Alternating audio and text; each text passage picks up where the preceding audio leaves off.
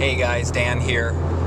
Driving to the first annual Inktip Pitch Summit in Universal City, California. That's NBC Universal Studios. I'm going to make it from Redondo Beach to Universal City in about 35 minutes, which is only achievable on a Saturday at 8 a.m. Trust me, I tried to do this yesterday at about noon, and it took about an hour and a half.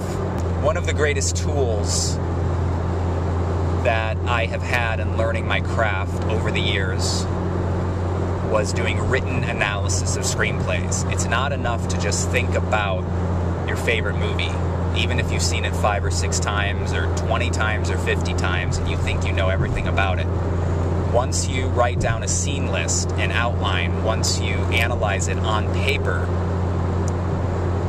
it increases your knowledge of that story and that structure tenfold.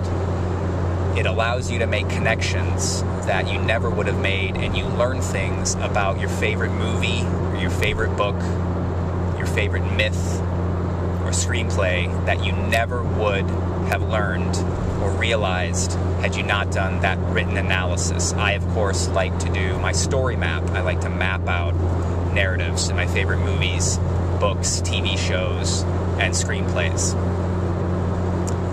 I got to do this for years working as a professional reader for movie studios and production companies. So I was forced to write up a coverage report, and I made connections between the good scripts and the good movies that I loved and that worked and were successful at the box office and successful craft-wise, and those bad scripts that never made it. It just did not work on the page, and even movies that didn't work on the screen. Let me give you an example of this. Raiders of the Lost Ark is one of my 2 favorite films of all time. I've seen it probably 20, 30 times. I thought I knew everything about the movie until I mapped it out years later after having seen it so many times, and I made a connection as to why the climax works.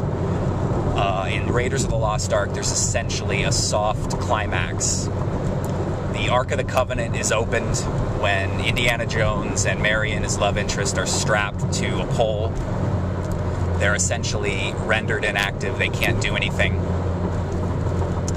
Hold on one second. I have to get on to the 101 South. I don't drive much. I work at home. I'm a screenwriter. I'm a script consultant. I'm not a big driver.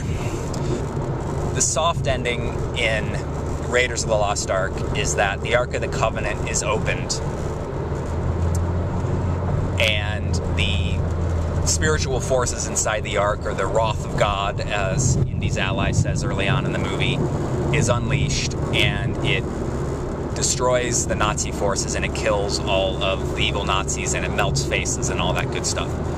And the day is won, but not at the hand of Indiana Jones. Indiana Jones, the big action-adventure hero, is essentially inactive in that climax. Or is he? Well, the reason why that works is that his climactic action brings to fruition his external goal and his entire character arc. His climactic action is to shut his eyes and not look at the power of God, to essentially acknowledge and respect and believe in the power of God. This is his arc for the film.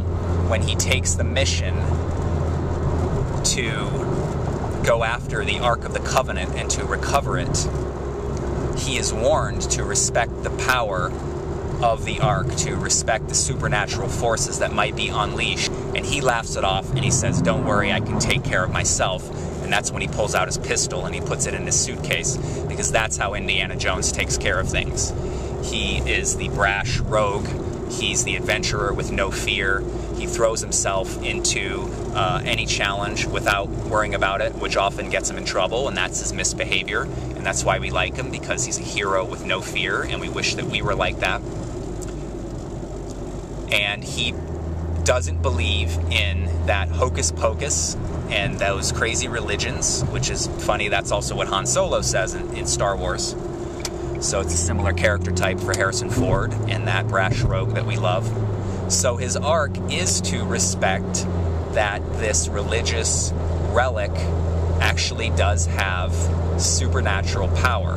And so when he shuts his eyes and he tells Marion to shut her eyes, he is achieving his goal, and he is essentially defeating the enemy and bringing his entire character arc to fruition.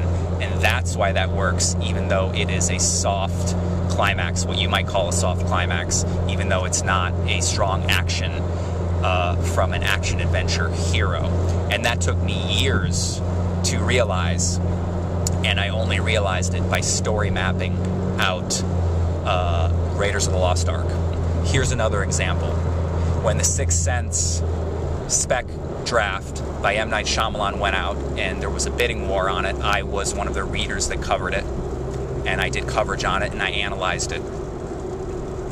And I didn't realize at that point until many years later, after I saw the film many times, why that big famous surprise ending actually works.